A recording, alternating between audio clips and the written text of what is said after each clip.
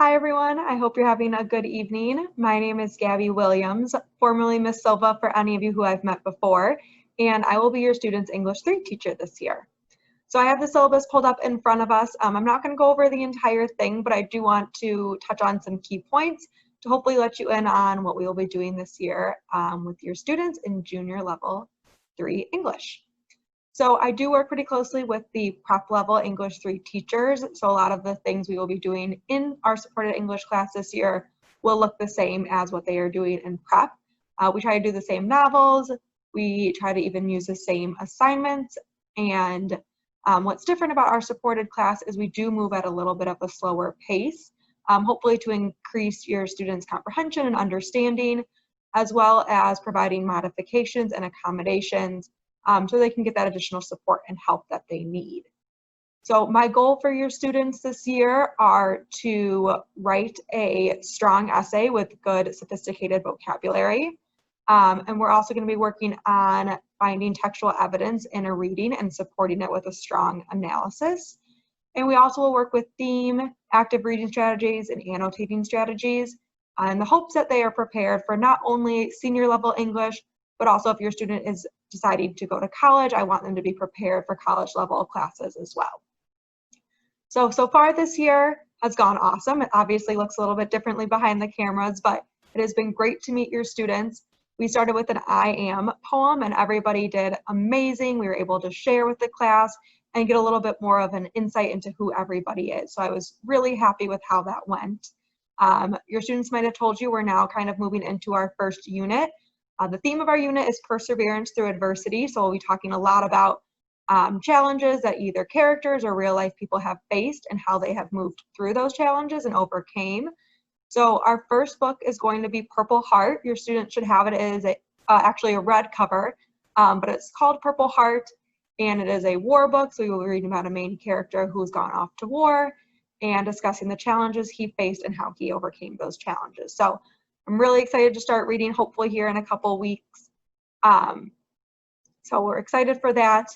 If you're looking at the syllabus, you'll see the grading portion, which will start soon when we get into our book. I'm following the same grading practices as LT. So A through F scale, summative assessments are the ones that will be graded and count towards the students' grades.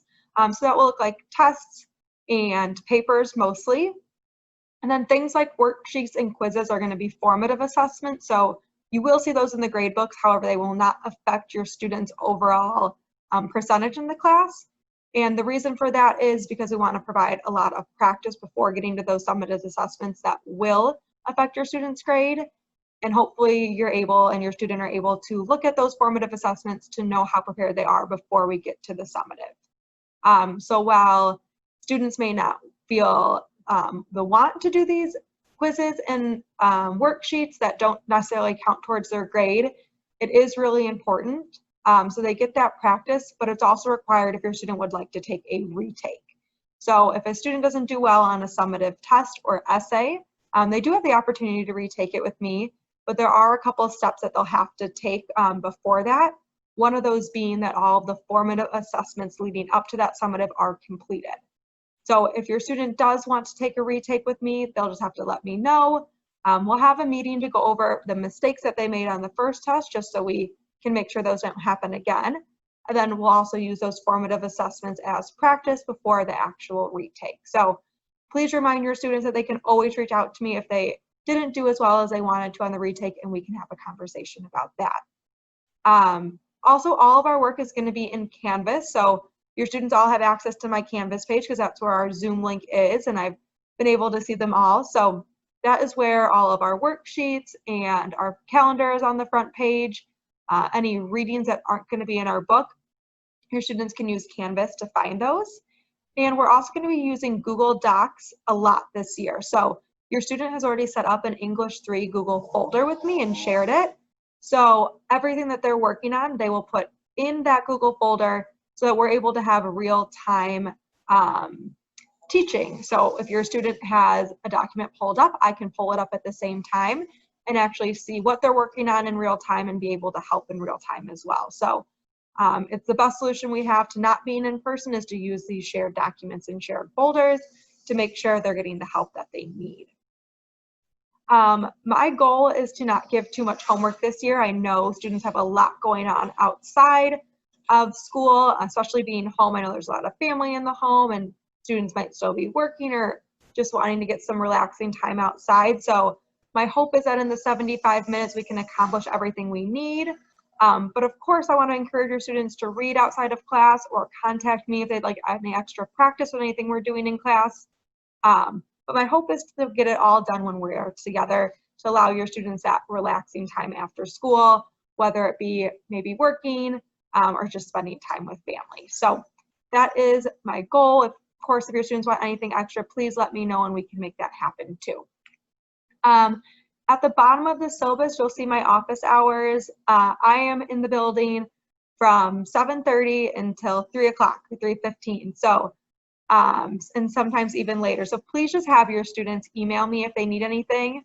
I will always be available during the week except for Mondays from 7:30 to 8:45. All your student has to do is email me and I can make sure to be on a Zoom link to meet with them. Otherwise, if your student would rather meet during one of their off periods or their lunch, please just have them email me, and if I'm available, I of course will do that. My email is also at the bottom. It is still under Silva, so it's gsilva@lths.net.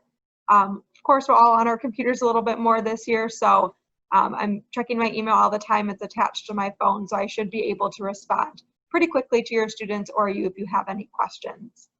I know that was a lot. I hope it makes sense. Please feel free to email me if you have any questions. I know this is a different year, and I know we all probably wish we could be in school together, but I'm hoping to make the most of it this year with your students and really provide them some meaningful learning, even though we are online and on Zoom.